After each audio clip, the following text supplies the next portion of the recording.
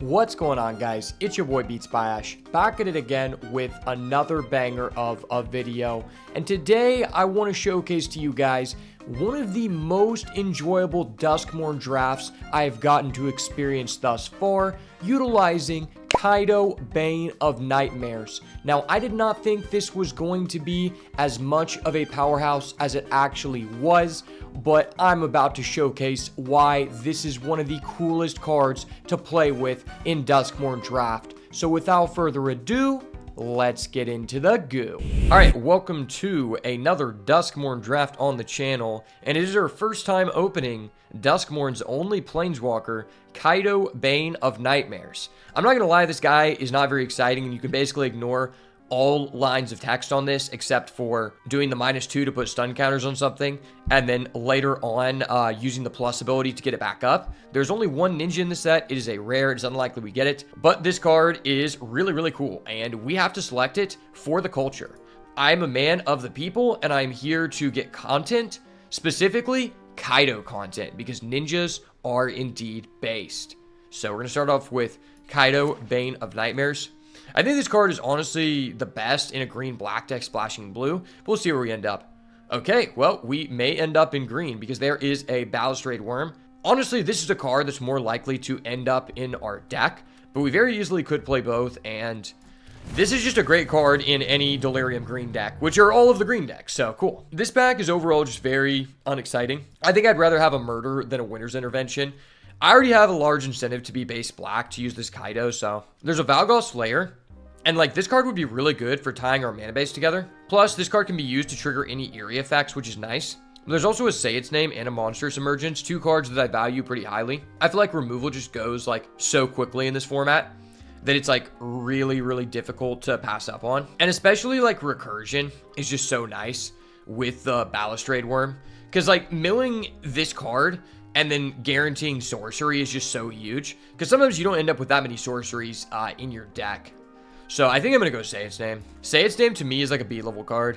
I usually like to secure the first one. After I have the first one, I will pick the other copies later on in the draft if they're available. I'm not going to prioritize them. But typically when you have like a bomb, cards like this like drastically increase in value because you have a reason to be buying things back. There's a difference between buying back a land cycler and buying back a bomb, right? So there's a Fear of Exposure and a Commune with Evil. So this is kind of difficult, right? Because like this card's really good, but I think you want to be in red-green realistically, or have some survival creatures, because the best case scenario for this is you have like a Patchwork PC on 1 into like a 2-drop, so that on turn 3 you can play this on curve, which I don't know that I'm going to have, but I also don't know I'm confirmed black. By picking this card, I'm basically saying I'm going to confirm myself green-black and just hope for the best. So maybe this is just like the better card to like stay open. I mean, yeah, both these cards are kind of on the same power level. I do really like Commune with Evil, but you just get so many 3-drops in these decks. Ooh, okay.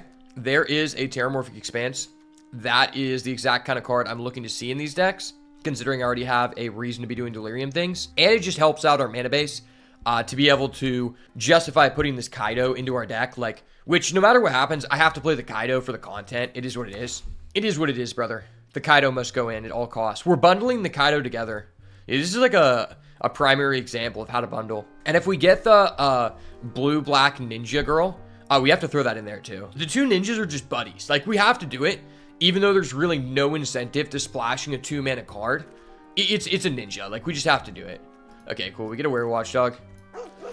First actual 2-drop creature, so that is nice. Honestly, one thing I've been doing is in green, I really don't want to put much weight on picking up 3-drop cards, because like you just get handed 3-drops so easily.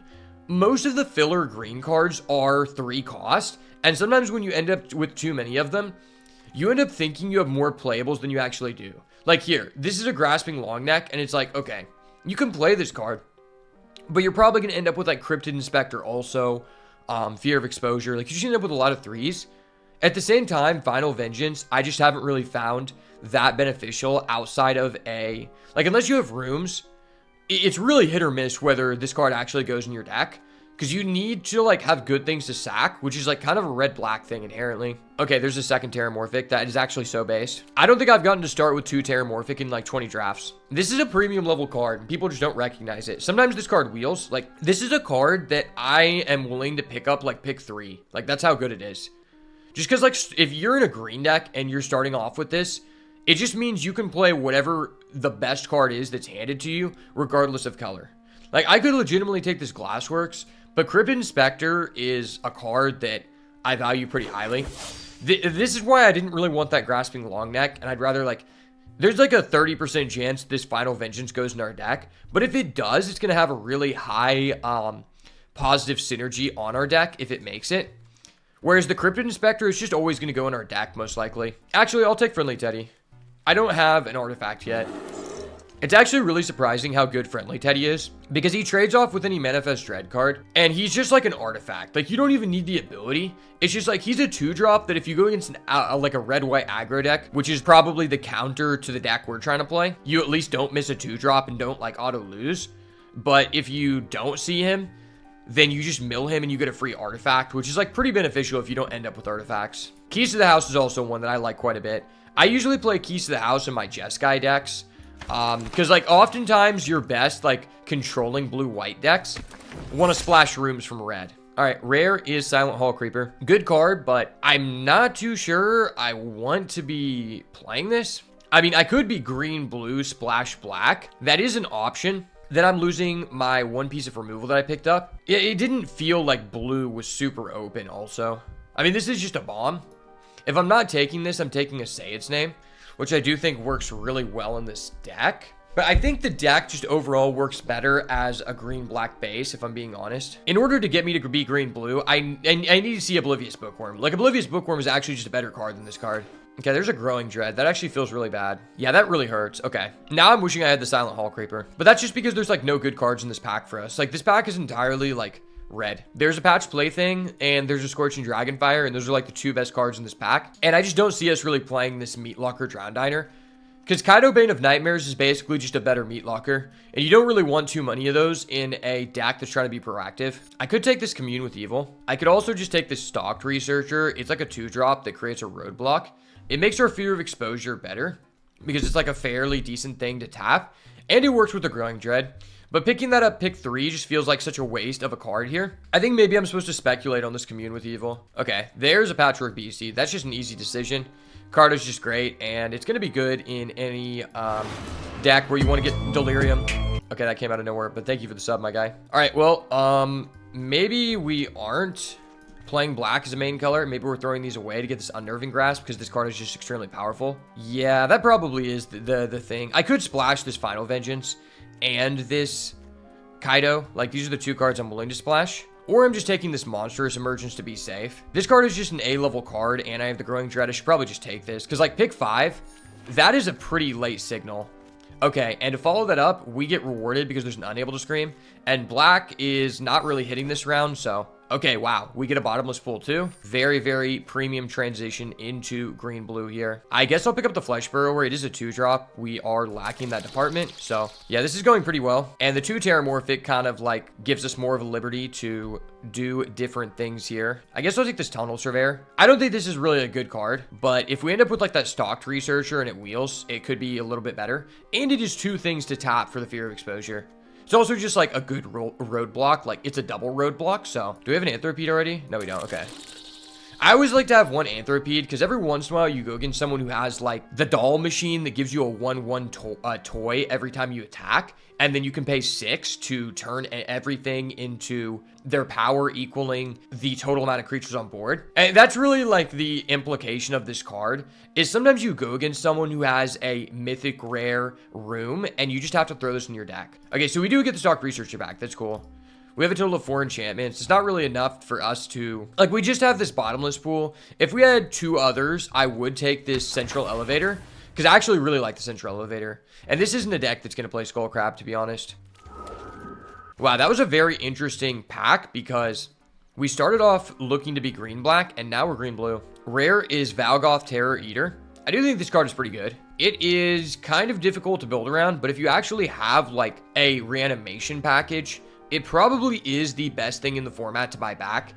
And oftentimes, if your opponent doesn't have a bunch of tokens, they're probably just losing. But that doesn't seem to be what our deck is trying to do here. So I don't think we're going to go with that. There's also just nothing I'm really super interested in here. I guess I'll just take this like green land cycler. Yeah, that pack was terrible. This pack is also terrible. I would hope to not have to play any of these cards. I mean, we are somewhat fair on playables right now. We're 17. And like, I like to prioritize these lands, but we have not seen a land that was actually advantageous to us. And that really sucks. I think I'm legitimately just taking a pick 2 Bashful Beastie, and that feels terrible. Yeah, that feels really bad.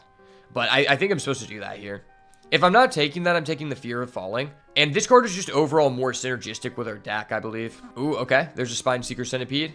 There is also a Cursed Windbreaker. I mean, this deck really wants a Spineseeker Centipede because more than likely, I'm going to have to splash at least 1 removal spell, maybe 2 from black, because we have missed out on some of that. Like currently our only interaction is Pool, Scream, Unnerving Grasp, and that's it. So I have to take this here. Okay, there's a green-black land. I do like that. But there's also an Insidious Fungus, which it makes up somewhat for our lack of interaction thus far. Because since we have 2 Say Its Name, we can reasonably say that I could more than likely use this ability at least 1 more time after its initial use case to remove a artifact or enchantment. And I find that quite relevant in green because outside of Break Down the Door, there is very few enchantment interaction in this archetype.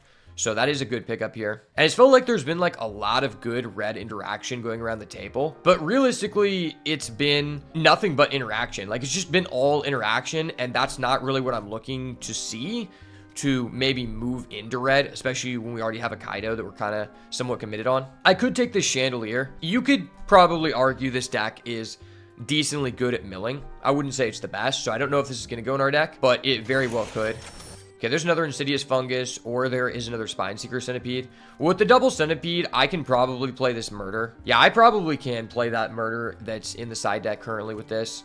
So that's probably what we're going to take here. We take another Stalked Researcher. We have a lot of creatures, though, which really sucks. I don't have a lot of 2-drops, though, so... Okay, there is a Twist Reality. That is a pseudo piece of interaction. If there was a Frantic Strength here, which is a 3-mana green enchantment, I'd totally be down for that. And I don't really need to play this Branch Snapper. Yeah, we're not playing any of these cards. This is probably the end of our draft here. Black-white land, you hate to see it. Dude, we only got to see that 1 black-green land, but it was in like a contested pack where we needed to take something else. But considering we prioritized fixing, I'm gonna be able to most likely afford to put in multiple black sources in my deck, and probably going to be able to run this Murder. It's not too far out of the question. I can definitely run the Final Vengeance, and that gives us like 5 pieces of interaction, because the Kaito is also interaction. It's just like a continuous stun. I think I'm less likely to play the Chandelier than I am the Land Cycler, especially if I'm playing a Murder.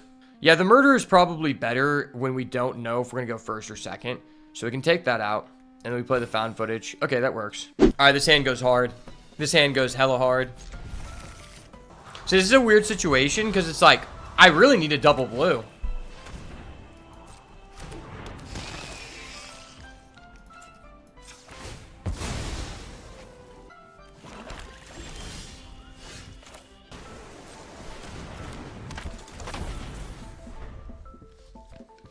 I might get punished by adding a black here, but I just kind of want to guarantee that the Murderer doesn't die. Okay. Okay, cool. I mean, if you're using your entire turn to do that, I'm definitely going ahead there. Sweet. Okay, that's a good draw. There's no reason not to just develop this now, because later on, this Growing Dread can count as an attack for this, which is very reasonable.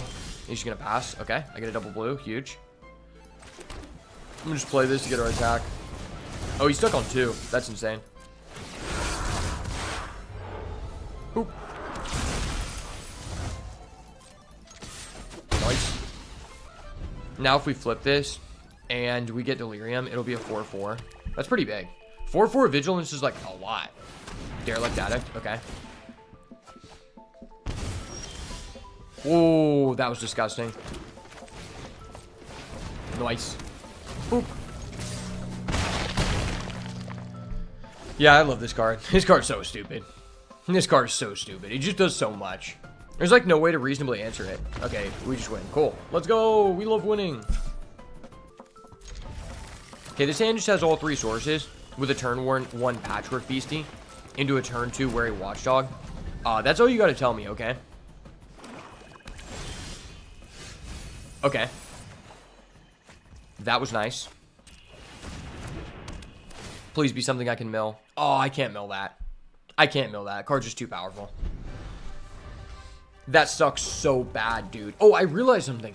So the Planeswalker is actually so lit because that can allow us to get 1 more additional type in our graveyard, which normally would not be possible. So that is actually huge. Even though I can't make an action on this turn, which feels really bad. Oh, wait, I can ninjutsu? I didn't even know that. That's based. Hold up. Wait a minute. Something ain't right. Bro, that's so nice. I didn't even know that. This card is broken. Yeah. I love Kaito. Bro, I just fucking ninjutsu'd this guy. Yes, sir. Ninjutsu. Dude, ninjutsu is goated, bro. I love this deck, man. Bro, imagine just being on the other side of that. I thought I was actually just passing with 3 mana up, but then I realized I had a bonkers ninjutsu play, and now I get this ETB again. That's so broken. Yeah. Like, even if he kills this, it's like, I stunned your guy, and now, I get to replay this. Mill 1. No, that was my 2nd black. No, all right, I told you guys. There's a reason why we have 3 black in the deck. There is a fucking reason, boys. Surveil 2, then... Okay, this is hexproof. I mean, am I willing to trade this with that? I kind of am.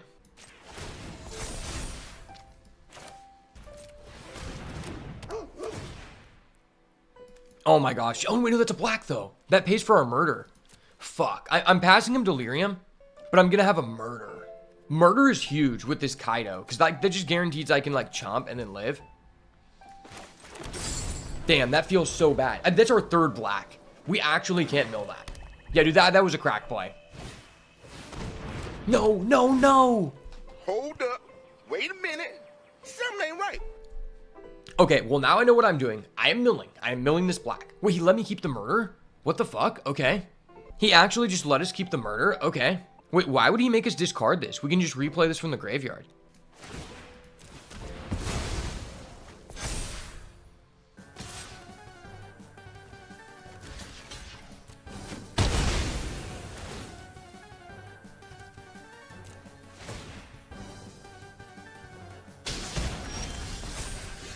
He doesn't know that I have a 2nd black. That's why he didn't get rid of it. Ha ha ha. Yeah, that was so cool. I love ninjas. Ninja. Yes, sir. Ninja control, baby. Bro, and if he kills this, it just turns on our Balustrade Worm because it's an additional type. Damn, this is such a toxic play pattern card. It's like +1. Make it to where they can't remove your loyalty. -1, -2. Make it to where they can't remove your loyalty. Okay, well, that was huge. If I would have gotten Delirium, it would have been even more huge, because then I just have double blockers. I mean, that guy has Death Touch. The fact that your guy gets Hexproof is so stupid. So silly. Yeah.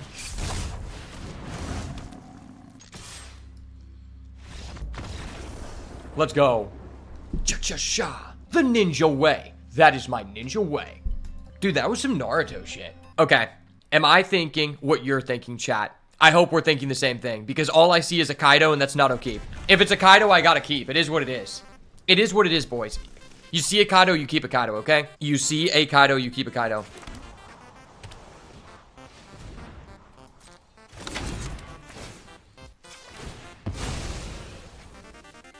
Alright.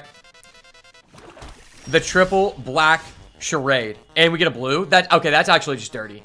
That was actually just so dirty. Oh my gosh, he has a ninja. No. Wait, does this work for his ninjas? No, it's ninjas I control. Okay, okay. Okay, that put 2 out of... Okay, that was insane. That just put 2 out of 3. So no, I'm actually 3 out of 4. That's based. So if I just go say its name, that's actually just 4 out of 4. But then I can't add that back. I don't know. The issue is his guy has Menace. Okay, the creature has to be unblocked. I didn't know that about ninjutsu. There's so few ninjutsu cards in the game that actually, like, impact the game that you, like, never know. So I guess I have to Terramorphic first because I want to make sure that, like, we don't mill our black sources. It's crazy, like, how much this double terramorphic has resulted in allowing us to play. Oh, hey, there's the balustrade worm. That's fucking broken. It's crazy how this double terramorphic has allowed us to so easily just murder. I think I can just add this back.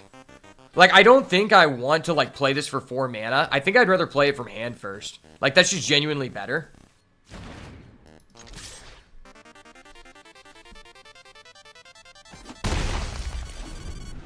Wait, maybe he'll attack and I can ninjutsu and then tap down his ninja.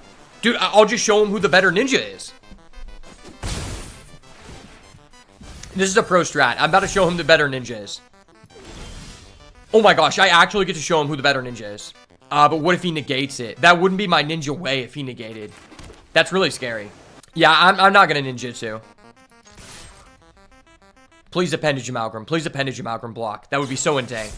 Yes. Oh my gosh, that's so insane. I fucking knew it. Oh! You guys have no idea how good that is for us. That is actually amazing. Bro, I'm actually about to out ninja his ninja. Ha! Yeah. The hard ninja counter. Let's go. The ninja way. On my Naruto shit. On my Shippuden shit, of course. Let's go. That's so based. Dude, don't you just love it when you have a mythic rare on field and your opponent knows you have another bomb rare in hand? There's like a special feeling associated with that. And we get the ninja back and it has hexproof. Ha ha.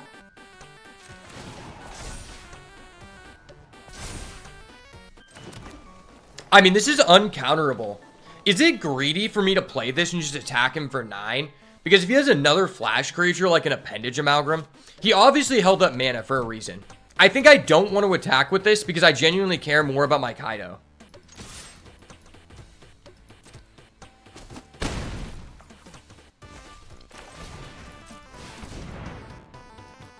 He's reading it. He's reading it. He's like, wait, this has hexproof. What the fuck? What the fuck? I guarantee you he has another Fear of Imposters. Or a counter. That's so funny. Okay, regardless of what happens, he literally just wasted a turn where he spent 0 mana. So obviously something went wrong there. I think he had a counter spell and realized my card couldn't be countered when it turned purple, but he didn't know before then. Okay, you're gonna bounce my Kaito back to hand so I can ninjutsu? Sure. I mean, I'll show you my ninja way, if that's what you're asking for, sir. Oh, my emblem stays? Wait, is that actually just disgusting that my ninja stays, chat? I think that's disgusting. I think what I do is I unnerving grasp his Nashi and, like, kill his skull cap.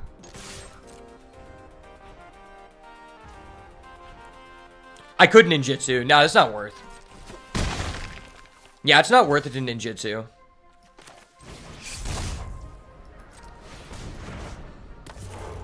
Okay, I'm just gonna bounce that back to his hand, and then during his turn, just like murder. Once we accumulate enough bodies, like he just won't be able to stop the ninja control. I'll have uncontested ninja control. Like, only one ninja can stay, and so that's why his had to be returned to hand. Unfortunately for you, sir, my ninja has an emblem. I get to keep those. Your card doesn't get an emblem when you get put back in hand. You just lose all your value. It's fine.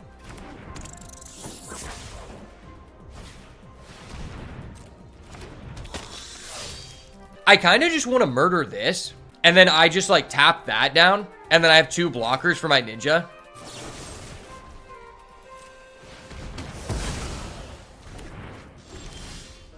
Okay, that was insane. Because now I just have a ninja and a blocker, and that's just base.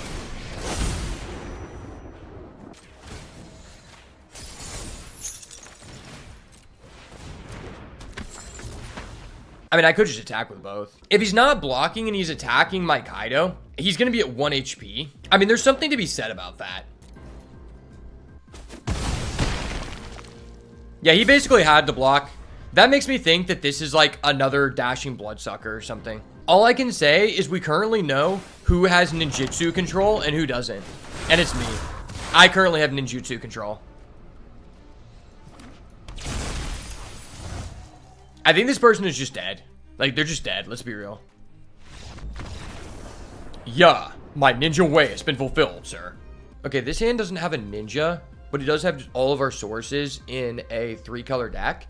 and it just has an insane curve. I'll keep. Okay, that's incredibly based. Okay. No matter what, anytime you're playing a Delirium deck and you just start with a Terramorphic, you just feel so safe. So, I mean, I think we're always playing Stocked Researcher. Because, like, Stocked Researcher never gets better throughout the game. Whereas, like, there could be a situation where Flesh Burrower does become better at some point. That's, like, a big point of contention I see with people, like, just in any card game. A lot of times in my coaching sessions I would do with people is I would talk about, like, if there are two cards in your hand that present similar value, which one has an appreciating value as the game goes on, and which one depreciates as time goes on. See, this card you want to get on the board as soon as possible, because we just drew an enchantment, and now this is creating an attack by us making this action. Had we put this guy on the board and we draw into this, we still probably want to play this card, so I have to wait another full turn just to establish this, and it just overall gets worse as the game goes on. And that's really good for people who are kind of newer players to any card game and want to know about, like, decision making is like a big focal point of contention, is like which card gets better as the game goes on or which card gets way worse as the game goes on, right? Like, this card just never gets any better than it already is, because once you've used enough enchantments, it just does nothing, right?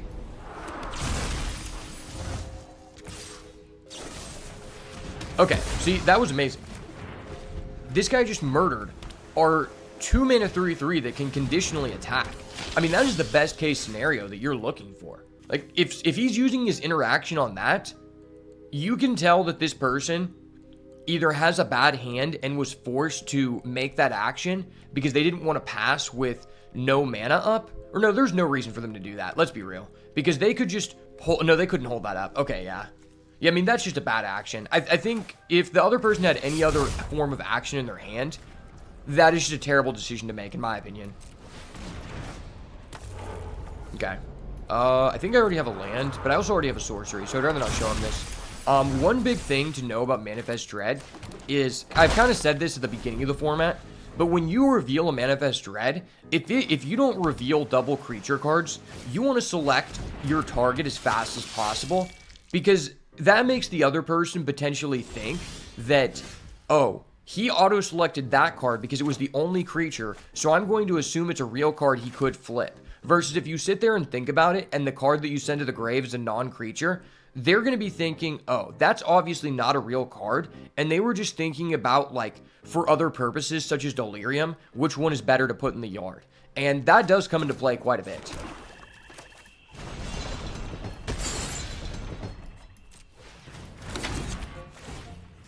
I'm not going to lie, that was pretty disgusting. It was just actually disgusting.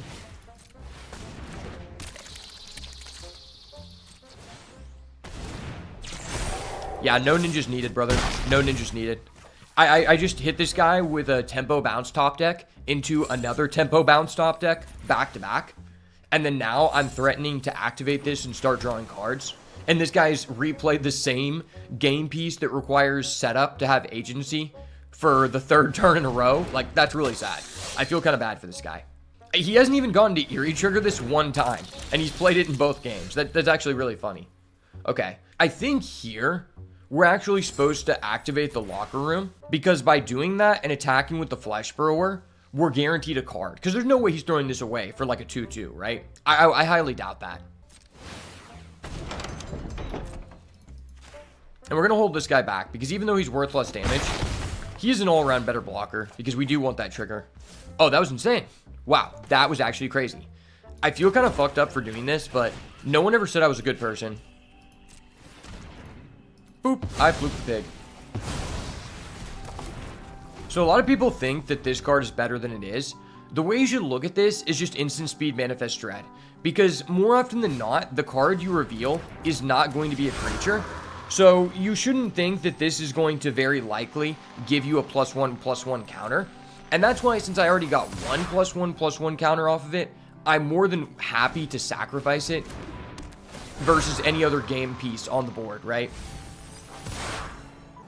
But that's one of the many reasons I'm enjoying this format so much. Like, the gameplay in this format is very intricate, and there's a lot of decisions that go into, like, how you should attack and what you should be sacrificing, how you should sequence, which isn't always true for every format. This is actually a really good situation for us because I can just go to combat, considering his guy only has 1 attack, and I'm guaranteed to draw a card here. It was actually more beneficial for us, potentially, that he played the Unable to Scream on our dog, because that gave us 2 creatures that were guaranteed not to die, which means we were always going to draw an additional card, and that's absolutely disgusting. I think I'm going to hold off on the Unable to Scream, because just developing as many bodies as possible here gives us the highest chance to just kill our opponent next turn.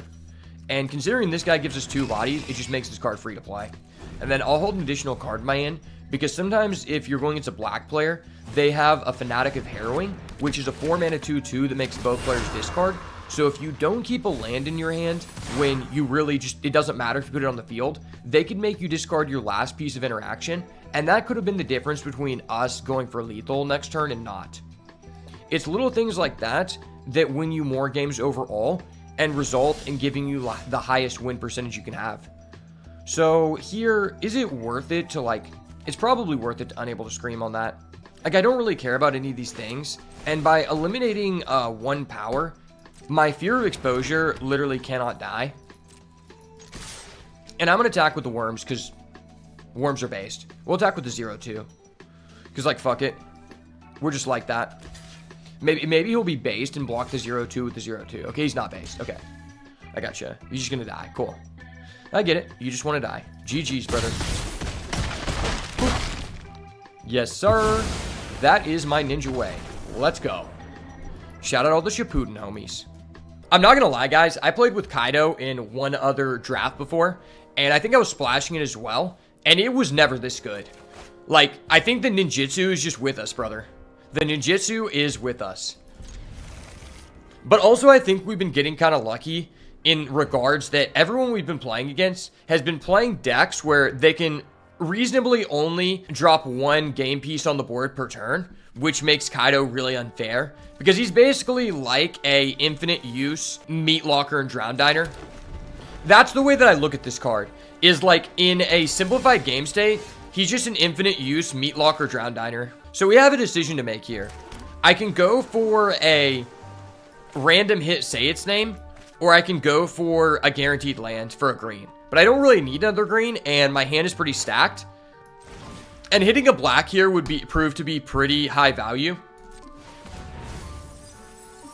Okay, cool. I really don't like doing that, but specifically because we drew 2 out of our 3 black cards, I think it was somewhat valuable. Because now I can play this Centipede, go get another black, and then I have a guaranteed murder line next turn. And potentially I'll be able to ninjutsu this Kaito next turn. Ninjutsuing the Kaito and bouncing the Centipede is already worthwhile, because if I stun something and he kills the Kaito, I'm still just getting another land off this Centipede, which means more than likely this Slavering Branch Snapper is a real card. I think I actually just have to murder that, though. This is actually kind of crazy, though, because this murder puts a 4th type into our grave, which means we have a turn 4 3/3 Vigilance Spineseeker, which means more than likely next turn, this is going to get in for a Vigilance attack, and we're going to be able to use our Kaito. Yeah, this is pretty insane. Now that this is on, this card is just so insane. I'm not going to lie. There's so many low-value packs I've opened in this format where I'm okay, I'm just going to first pick a Centipede because this card just does so much. Now, I wonder if he's willing to trade, because if he's not willing to trade, I could ninjutsu Kaito, and then what I do is I sack the Centipede to tap down his guy. I don't really like that, actually.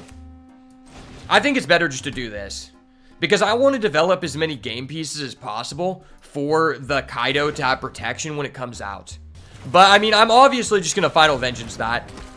If he has a way to push that through, it could give him too many game pieces to be able to answer our Kaito, which is the way that it's looking like we're going to win the game. On top of the fact that I just efficiently traded a 3-mana card away with a 1-mana spell off of a token that was generated for free. And now I just have 2 bodies. Okay, well now I'm feeling kind of bad that I did not get rid of that. But I guess we can hard play our Kaito, and that's pretty good here, I guess. Because this is a Vigilance, so I'm not missing out on damage here. Yeah, that's pretty nice. If only Kaito could be bought back off Say Its Name, I'd feel super safe. There's also the option to play the Branch Snapper. But I think just getting down the Kaito here is probably, like, worth more to us. It's kind of a weird situation. Because, like, on one hand, I do just want to get this down. But using this random Say Its Name, it has a chance to just miss. And then we're just down in cards. So I'm obviously doing this. And then I can go in here, right? Or no, I can't attack because I just played that. I think I probably just land cycle this. Because I want to have something guaranteed to buy back with this. Yeah, I think I want to have something guaranteed. Also, I'd like to give him a chance to, like, kill something before I use this. Because, like, since our first one didn't hit a creature, if we miss a second one, it's probably, like, very low chance for us to come back. If he's able to answer our Kaito as well. Fear of exposure, okay. I do really need to answer that. Maybe I just keep this because it currently blocks the fear. I mean, honestly, if he's willing to trade that away for this, maybe that's valuable. I'm not sure.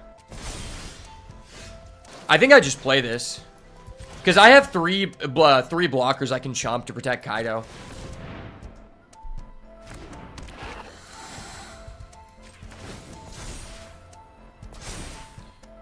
And at a certain point, this just becomes bigger than this.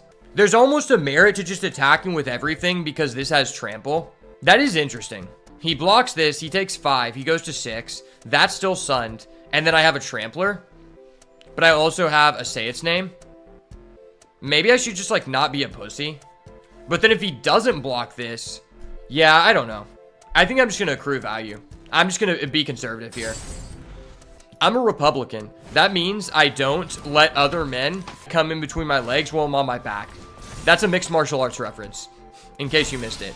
It was said by the great Chael Sonnen, one of the best fighters in our lifetime. The question is, do I, like, re-tap that? I don't know. I should well, if I tap that, and then I still attack, that's a lot of damage. And he might just die in 2 turns, because this has trample. That is pretty big. Okay, well, let's see what this does. Because I don't have 8 land, so I can't replay the Branch Snapper.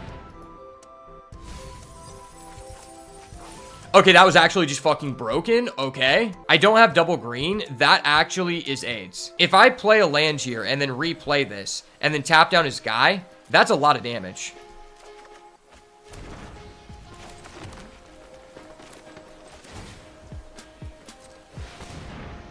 Yeah, that's a lot of damage. I think I just go for this.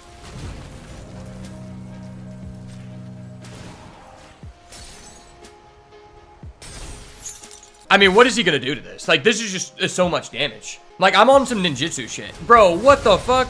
Hold up. Wait a minute. Something ain't right. Hold up. Wait a minute. Something ain't right, buddy. I wonder if he thinks he's gonna, like, take away my loyalty. He's not doing that, so okay. And I'm still currently protecting my Kaito with 2 creatures. Yeah, that's just GG. Yeah, that was a big brain play. A person who was more obsessed about protecting their Planeswalker than winning the game wouldn't have saw that. That's like a beginner mistake, is like people are like, I have this value engine. I want to just like play protect the castle, when that was actually just like a game-ending line. Like, he had a premium removal spell to remove our best creature, and it still didn't matter. It was just guaranteed lethal. Alright, this hand seems fair. I don't know if you guys have noticed this, but in the past couple draft sets, there's been a very interesting pattern. And that pattern entails that the one Planeswalker per set they've been including is always in one of the worst color pairs. So if we look back at Bloomburrow, the Planeswalker was red-blue. The Planeswalker this time is blue-black, and blue-black, I'm pretty sure, it's either the second least played or the first least played color pair in the format. And I remember before that, I didn't play in Karlov Manor or Outlaws of Thunder Buttfuckery, but I did play in Lost Caverns, and in Lost Caverns, the Planeswalker was in red-white, which to my knowledge wasn't that great. I could be wrong, though. I could have kept that card in my hand, but I just feel like putting an enchantment in the grave is like too high value. And we hit a Terramorphic. That's kind of huge, because now I don't need to like mill a land. Yeah, we're gonna go get a blue off this and just pass. That is pretty gross, though, that he's gonna be able to, like, guarantee a hit with his acrobat. But I don't really care about that. Like, he gets a 2-2 flyer, but his deck overall just isn't that powerful. I could just double block here. I'm gonna get a surveil. Yeah, I'm gonna get a surveil. So there's a good chance I can make a game action. And he hasn't showed us that he has any combat trick. So I think I'm willing to do it. If he's spending his mana to use a combat trick on that, he's probably not developing his board, which is equally as advantageous for us. Okay, that's actually pretty good. Because next turn, I could Unable to Scream, plus I could Found Footage, which turns on my Delirium, and I have Interaction. So I'm actually fine with that. Because that guarantees an answer to his flyer. He's going a Surgical Sweep. Okay, that's gross. Yeah, I'm getting rid of that shit. I'm getting rid of that so fast, bro. That it's actually just gone. Don't even look at it, brother. That shit's gone, bro. Just don't look at it. Okay, so I think I just have to do this. And then I am getting rid of this. I don't like getting rid of it, but it is mana efficient. Maybe I get rid of this because because once, like, this isn't that threatening, but once he gives it a 1/1 off his hospital room, it does become, like, very irritating. I'm not really sure what could save us out of this because we already milled our one form of enchantment interaction. Oh no, okay, this guy's just bad. If I was him, I would have just pressed the attack and I would have just used the hospital room here to start giving 1/1s. But he just didn't do that. And I think that was, like, strictly incorrect. Like, why develop another creature when you could just make this card that's already clocking me uninteractable? And I've shown that I have no flyers. Yeah, that just seems strictly wrong. Well, I mean, I'm always just putting these both in the grave. I need action or we lose the game. Okay, I milled 2 lands and then I hit a 3rd land. That's really cool, man. I love that, man. I love this deck, man. Congratulations, you get anything you want from your deck. I love that deck, man. It's so expensive, man. I love that deck, man. So expensive, man. Oh, I'm playing 5 mana for a 5/4. That's so bad. Gross, man. One thing I found interesting about this year's Magic, like, curation in terms of, like, the way they've been, like, designing cards is that historically green has just been, like, unplayable. And green is my favorite color in draft, but it's always just pretty bad. And green has been at the top of the heap in the past, I believe, 4 sets. And I think the reason is because they've just been making green's creatures better stat-wise than just every other color. It was extremely apparent in Bloomburrow, somewhat apparent here. Like, you get a really good rate on your cards. Like, you think about the signpost, like, this guy, he is, like, if your deck's good, he's a 3/3. And if you think about, like, yeah, if you have Oblivious Bookworm, the green, blue, gold card, that card is a 2 mana 2/3, which is above rate in this format. And it just has a broken ability, arguably the best gold card in the format. And then you think about the green-red card that's a signpost, the Wildfire Wickerfolk. That's a 3/2 with haste and gains 1/1 in trample. If you have Delirium, that card's also incredibly pushed. This feels really bad. Because, like, I don't want him to get a double 1/1 counter. But I feel like I kind of have to. I don't know. This is a weird situation. Can he place that on anything? Okay, he can place that on anything. I was going to say it's probably, like, in our best interest to bounce the flyer. Because I basically can't answer that. Because, like, if I don't target this guy, though, and I play my Branch Snapper, that means that if he puts the 1/1 on it and attacks again, he'll be up to 6 power. Oh, no, he just has Wander Rescuer. All right, GG's. We're going next game. Holy shit, that was insane. Yeah, we just need to stun lock this guy. All right, I believe. This is my ninja way. Can we do it? It's for all the marbles. Okay. So this hand has 5 lands, and that's really sussy baka. But he does have a 2-drop, a way to find another replayable card. And we have double black, which means I can use this for anything else. I'm going to keep because I'm greedy. And I just think, like, Terramorphic Expanse is just such a insane card to have on turn 1 in this deck. I'm going to get a blue. It's more likely we draw a green. Man, I wish we could have done the dream this run, where we went turn 1 Patchwork Beastie, turn 2 Researcher, into a Fear of Exposure. That would have been great. Oh, that's disgusting. We're actually just getting hard punished here by keeping a 5-lander. Okay. That felt terrible. Dude, why? What the fuck? Hold up. Wait a minute. Something ain't right. I draw 2 lands, mill 2 lands. I draw another land. I used a Terramorphic on turn 1. What is this? So if I don't Terramorphic, I just can't play this next turn. But if I do, like if I Terramorphic, yeah, if I don't Terramorphic, can't play this next turn. But if I do that, I get to play this Fear of Exposure, which I'm not going to pass with 4 mana up. That's just stupid. I can't do that.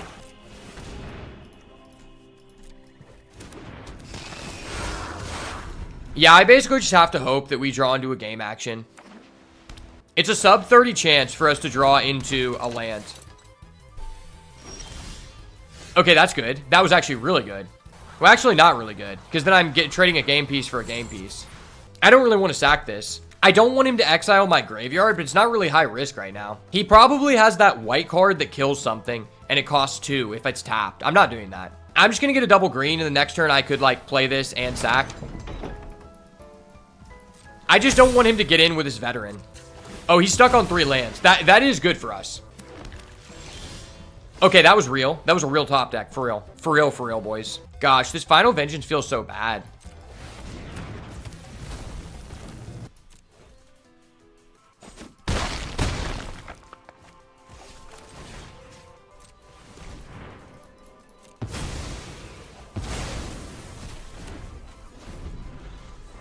Yeah, that Final Vengeance was terrible. But, like, at this point, there's no way I'm losing because he's attacking with 3/3 in the air. Okay, I'm just not losing. I'm just the best of all time. It is what it is, baby.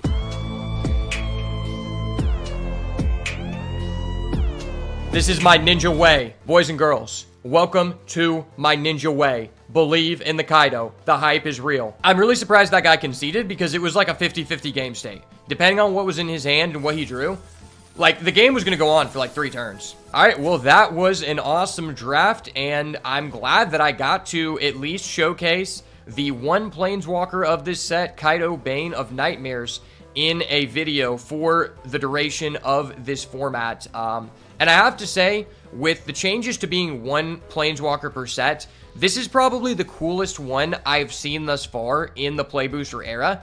And I really like the way that this card changes the way that you think during the gameplay aspect, and I'm glad that they added it in.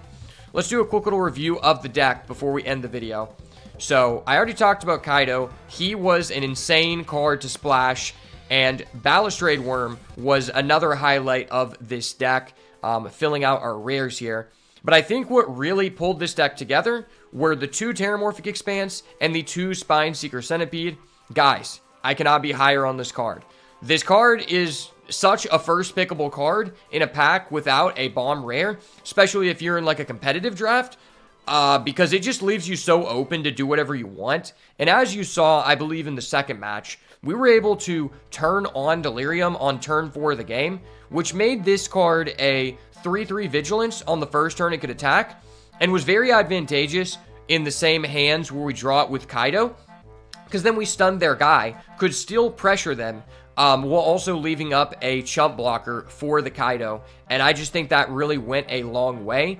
As you can see, without these 2 cards in tandem, we would have not been able to splash a double-pipped black card or 3 black cards in general that really allowed our deck to succeed, because if there's one thing you need in this format, it is interaction.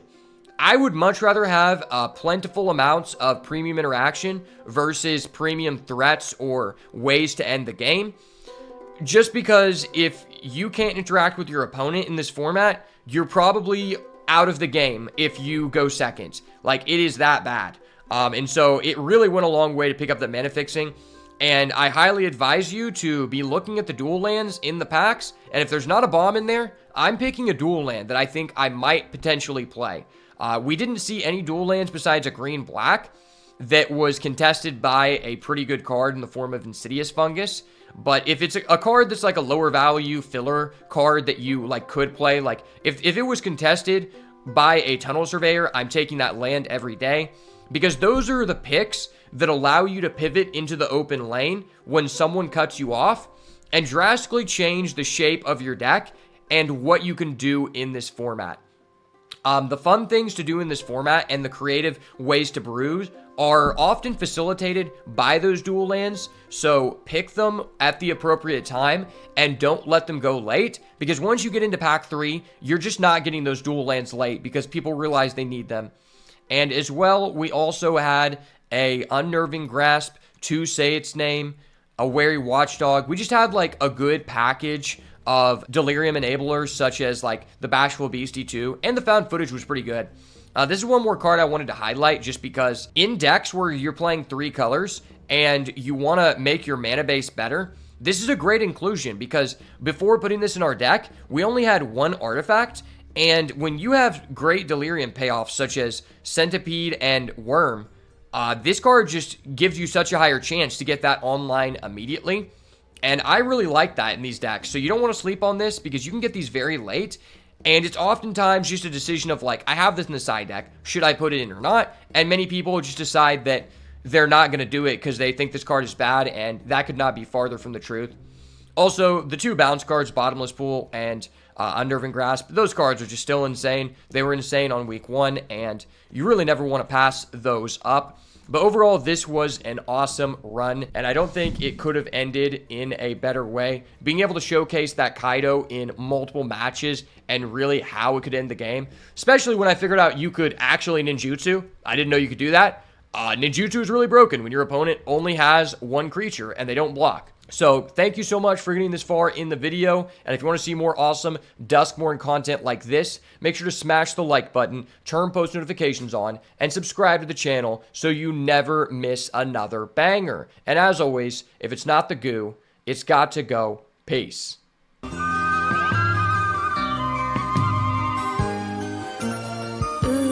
is that indigo?